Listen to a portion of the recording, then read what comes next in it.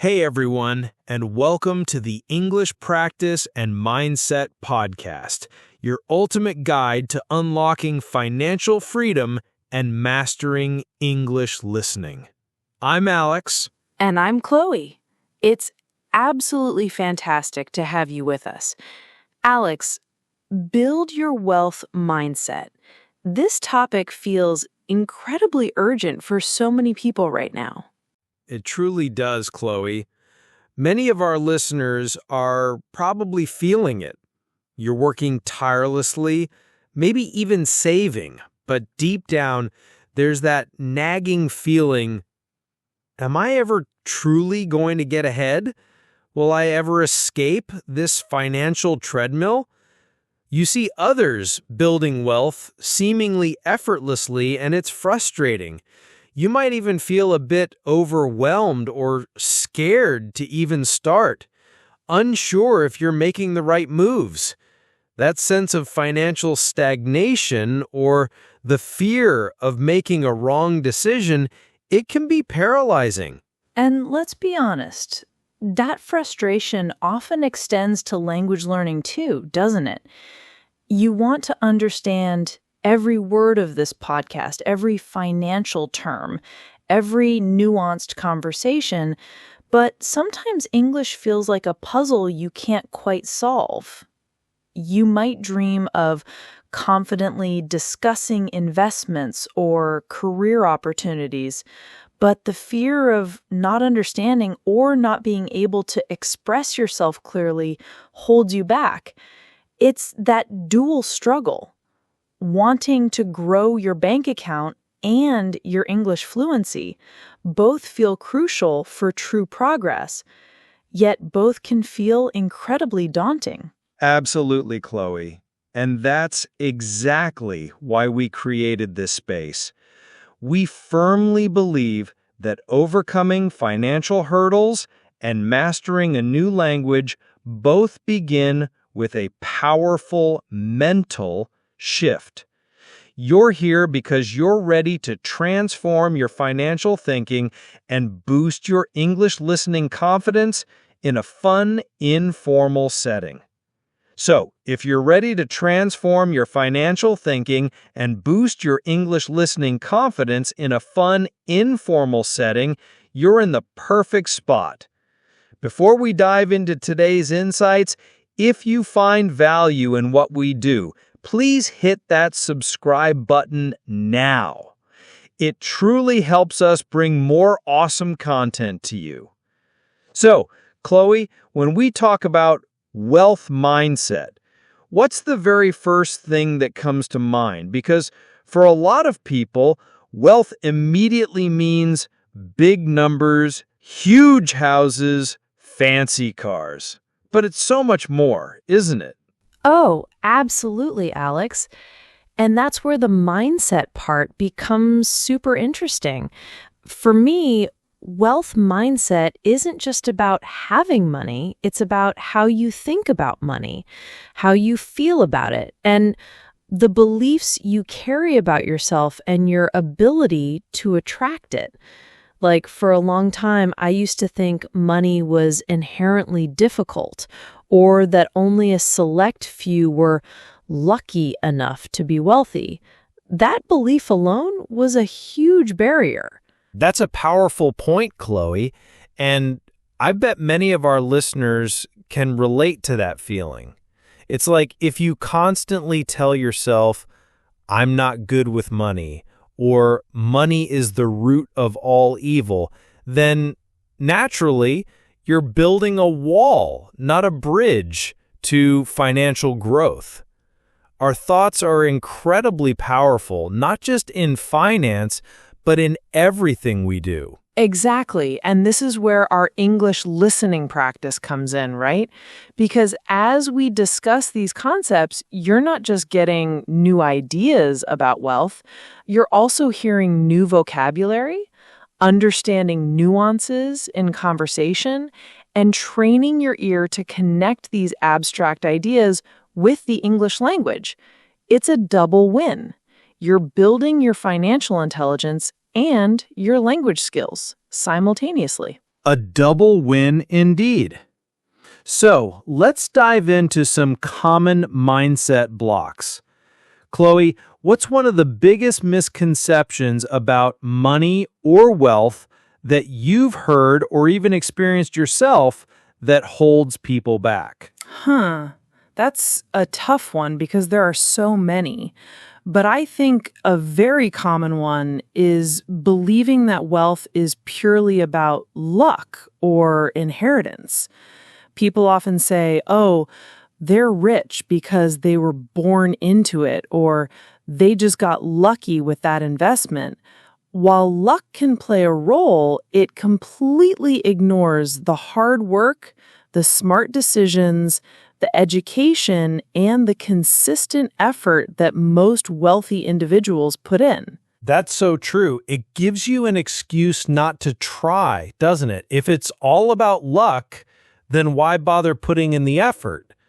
This connects directly to the idea of scarcity mindset versus abundance mindset.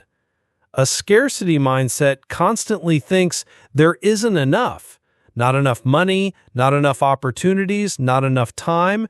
It's a very limiting belief. Right, and you hear this in everyday English conversations too, don't you? People might say money doesn't grow on trees, which is true in a literal sense, but often reflects that scarcity thinking. An abundance mindset, on the other hand, believes there are always possibilities, always ways to create more, to innovate, to find solutions. It's not about ignoring challenges, but approaching them with a different perspective. It's about seeing opportunities even in difficult situations. So our first big takeaway for building a wealth mindset and for our English listening practice today is challenging that belief that wealth is just luck. It's about recognizing the power of your own actions and decisions. We're going to explore how to shift from money is scarce to opportunities are abundant. And as you listen, try to catch the new vocabulary we're using around these concepts. Words like scarcity, abundance, misconception, inherently. Don't worry if you don't get every single word. The goal is to grasp the main ideas and get comfortable with the flow of the conversation. So, Chloe, if we're challenging the idea that wealth is just luck, and we're moving from a scarcity mindset towards an abundance mindset, what's a practical first step someone can take? Because it sounds great in theory, but how do you actually do it? That's a fantastic question, Alex. My favorite first step is what I call gratitude for growth. It sounds simple, but it's incredibly powerful. Instead of constantly focusing on what you don't have, start acknowledging and appreciating what you do have, no matter how small. This isn't just about being thankful for your big house or your job. It can be about being grateful for the hot coffee you just made, the sunny weather, or even just the fact that you have the opportunity to learn and grow, like listening to this podcast. I love that. Gratitude for growth. It truly shifts your perspective, doesn't it?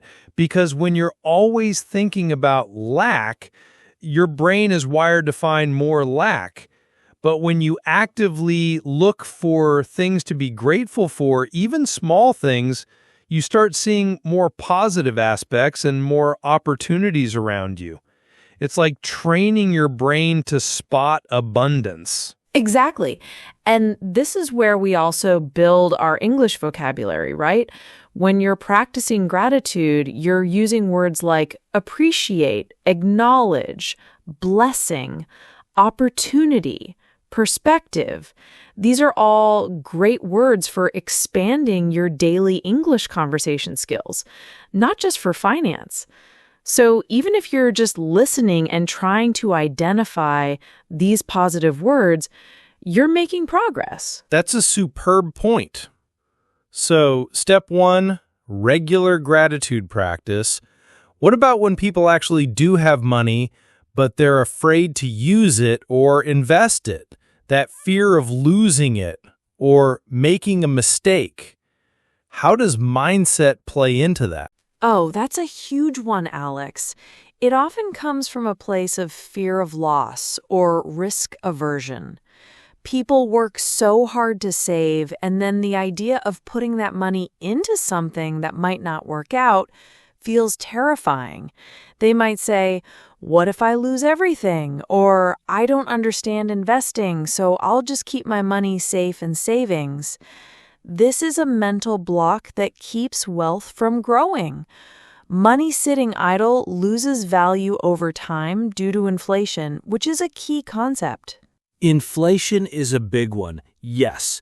So the mindset shift here is understanding that calculated risk is a part of growth, both financially and personally.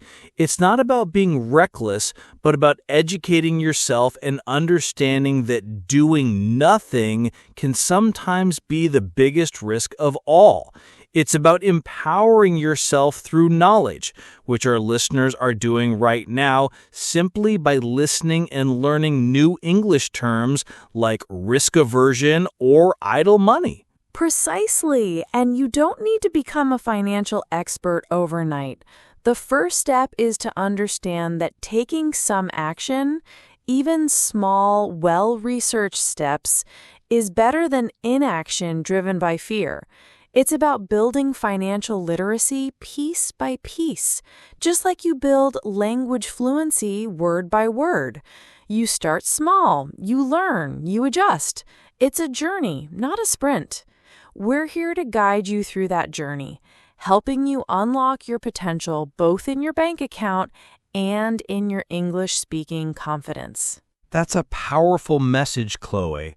Action over inaction, and it brings us to another crucial aspect of building a wealth mindset, learning from mistakes. Because let's be honest, everyone makes financial mistakes. It's not about being perfect. It's about what you do after the mistake. Oh, absolutely, Alex. And this is where many people get stuck.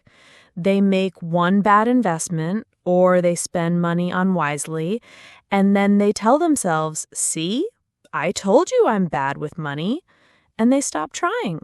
That's a fixed mindset in action, isn't it? Instead of saying, "Okay, what did I learn from this?" they just confirm their negative belief. Exactly. And in English, we have a great idiom for this. Don't cry over spilled milk. It means don't dwell on past mistakes that can't be changed. Instead, clean it up and move on. In finance, it's about analyzing what went wrong, adjusting your strategy, and trying again, perhaps with more knowledge this time. This resilience is key. Resilience is a fantastic word for our listeners to practice today. It means the ability to recover quickly from difficulties. And it applies to language learning too. You'll make mistakes when speaking English. You'll mispronounce words. You'll misunderstand phrases. But if you stop trying, you won't improve. It's about taking those small failures as learning opportunities. So true. And speaking of learning, another huge part of a wealth mindset is continuous financial education. You don't need a finance degree, but you do need to be curious and willing to learn. Read books, listen to podcasts like ours, watch videos, follow reliable sources. The more you understand, the less scary money becomes. That's a brilliant point, and this is a perfect opportunity for our listeners to expand their English vocabulary related to education and learning. Words like curious, reliable sources, financial literacy, investigate, understand. The more you expose yourself to these terms in context, the more natural they become. It's like building blocks for your vocabulary. Building blocks. I love that analogy. And it's not just about learning what to do, but also learning what not to do. Understanding common pitfalls like getting rich quick schemes or falling for every trend. A strong wealth mindset helps you filter out the noise and focus on proven principles. Definitely. It's about being smart, not just lucky. And remember, as you're listening to us discuss these ideas, you're not just absorbing information, you're actively practicing your English. You're training your ear to understand conversational English, picking up on intonation, speed, and natural phrasing. This is real-world English, applied to a super relevant topic. Precisely. So our next big takeaway is to embrace mistakes as learning opportunities and commit to continuous financial education. It's a marathon, not a sprint, both for building wealth and for mastering English. So, Alex, we've talked about shifting from scarcity to abundance, embracing mistakes, and continuous learning. But all that amazing mindset work needs to be translated into actionable steps, right? Otherwise, it's just theory. How do you see setting clear goals fitting into this wealth mindset? That's a huge point, Chloe. A wealth mindset isn't just about positive thinking, it's about positive action. And action starts with clarity. For me, setting clear, specific financial goals is non-negotiable. It's like, if you want to travel to a new city, you don't just say, I want to go somewhere. You decide where you want to go, how you'll get there, and when you want to arrive. Money goals are the same.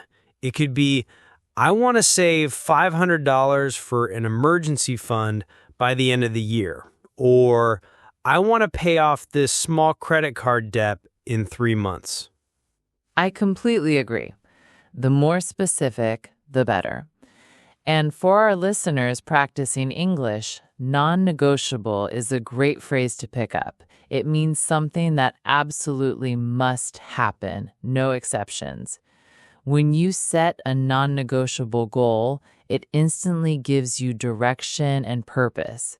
It stops you from just drifting financially. Exactly. And once you have that clear goal, the next step is consistency. It's not about making one huge, dramatic financial move.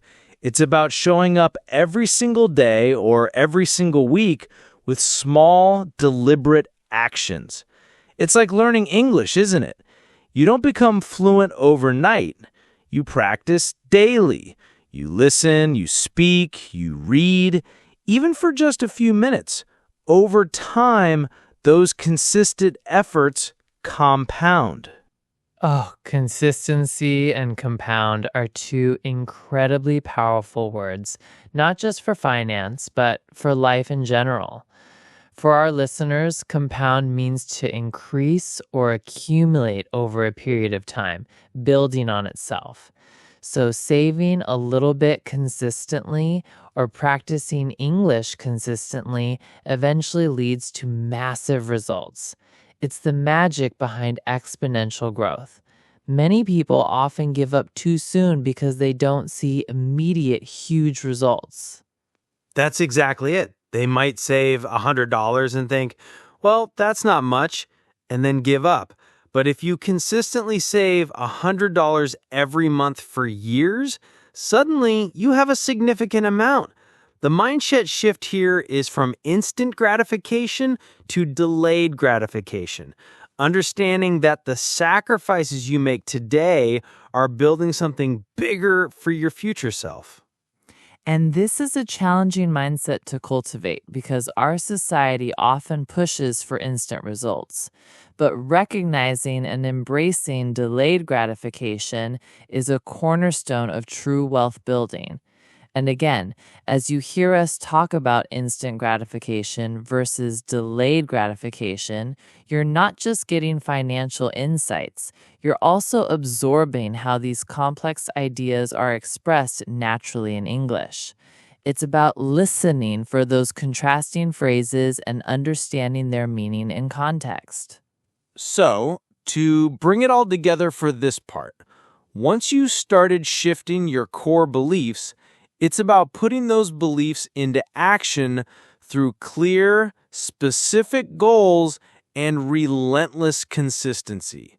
Even small steps consistently taken lead to massive results over time. It's the silent force behind every success story, whether in finance or in learning a new skill.